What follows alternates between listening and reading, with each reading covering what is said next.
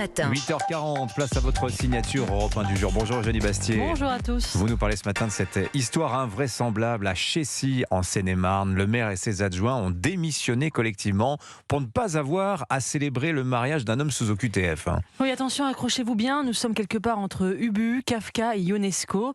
Nous avons donc un homme sous OQTF depuis 2022, toujours présent 3 ans après s'être vu notifier son obligation de quitter notre sol, qui souhaite donc se marier et reconnaît lors de son audition que sa motivation principale pour ce mariage est sa régularisation. Suspectant une fraude, la municipalité a saisi le procureur de Meaux qui a statué que le mariage devait bel et bien être célébré. Alors face à cette décision de mariage forcé, le maire et ses adjoints ont décidé de démissionner collectivement pour ne pas avoir à procéder à la célébration. Ils refusent, je cite, de devoir acter officiellement la présence sur le territoire national d'un individu faisant l'objet d'une obligation de le quitter. Il faut rappeler que les maires qui refusent de marier des personnes sous OQTF, comme celui de Béziers, Robert Ménard, s'exposent à des poursuites pénales et des amendes très, très élevées. Alors, nous sommes là au cœur des contradictions et des impasses de l'état de droit. L'État prononce des OQTF qu'il est incapable d'appliquer.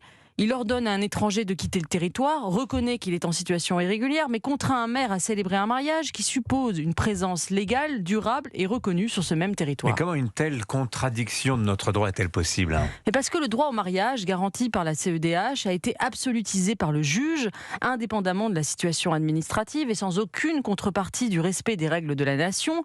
Alors, cependant, ce droit pourrait évoluer. Vous savez qu'une proposition de loi avait été déposée en février 2025 par un sénateur centriste pour interdire le mariage des personnes sous OQTF. Mais elle n'a pas été adoptée en raison de l'obstruction parlementaire de la gauche. Et même si elle l'avait été, elle se serait sans doute heurtée à une censure du Conseil constitutionnel, puisque depuis 1993, la jurisprudence des sages interdit aux maires de refuser de marier un étranger au motif qu'il serait en situation irrégulière. Bon, quelle leçon on peut tirer de cette histoire selon vous, Eugénie ? Mais écoutez, évidemment, c'est assez consternant. On a l'impression d'un État totalement impuissant et incohérent qui distribue des OQTF comme on distribue des faire-part. L'obligation de quitter le territoire devient facultative. Ce gouvernement des juges et cette impuissance publique risquent de mener à la tentation autoritaire.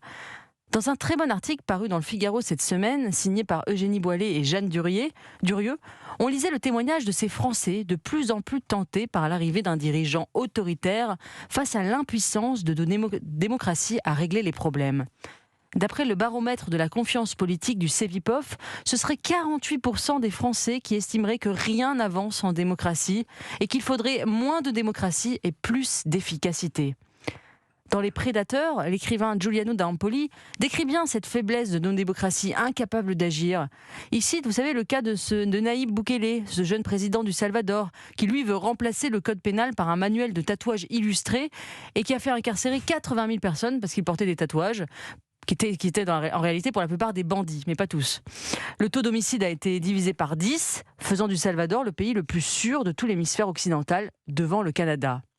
Alors, si nous ne parvenons pas, nous, à faire évoluer l'état de droit pour rétablir l'autorité régalienne et un semblant d'efficacité, il ne faudra pas s'étonner que les Français se détournent de la démocratie. Un manuel de tatouage illustré à la place du code pénal. Quelle idée. J'espère qu'on n'en arrivera pas là, mais bon, il faudrait quand même Ah oui, un avec peu plus des d'autorité, images comme dans les églises avant, quand on ne savait pas lire.